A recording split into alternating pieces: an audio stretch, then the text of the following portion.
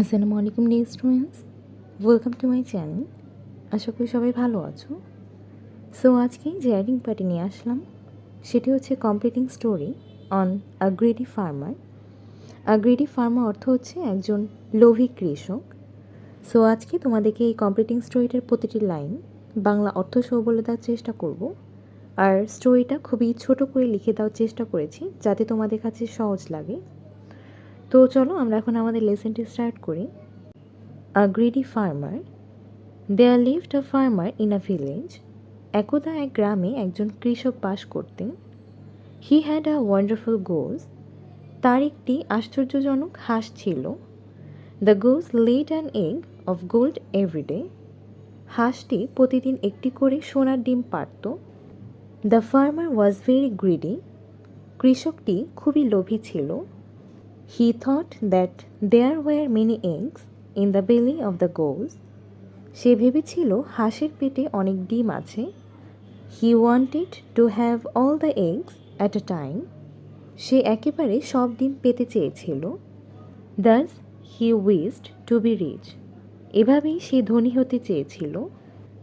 One day he hit upon a plan that he would kill the goose and get all the eggs of gold from its belly. একদিন সে একটি পরিকল্পনা করল that he would kill the goose and get all the eggs of gold from its belly. যে সে হাঁসটিকে মেরে তার পেট থেকে সোনার সব ডিম নিয়ে আসবে। Then he would sell the eggs and become rich at once.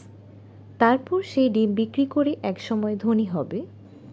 The farmer told his wife about his plan. কৃষকটি তার স্ত্রীকে তার পরিকল্পনার কথা জানান। His wife was wise but not greedy. তার স্ত্রী জ্ঞানী ছিল কিন্তু লোভী ছিল না। She said to her husband, "Don't be greedy." তিনি তার স্বামীকে বললেন, লোভী হয়ো না। Be happy with what we have. আমাদের যা আছে তাতে খুশি হও।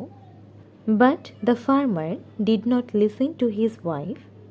কিন্তু কৃষকটি তার স্ত্রীর কথা শোনেনি। He killed the goose with a sharp knife.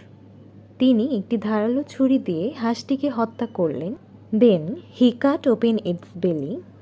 অতঃপর সে হাঁসটির পেট কাটল। But alas, he found no egg in it. কিন্তু হায়, তিনি এতে কোনো ডিম পাননি। Thus the greedy farmer lost his useful goose. এভাবেই লোভী কৃষকটি তার দরকারি হাঁসটি হারিয়েছে।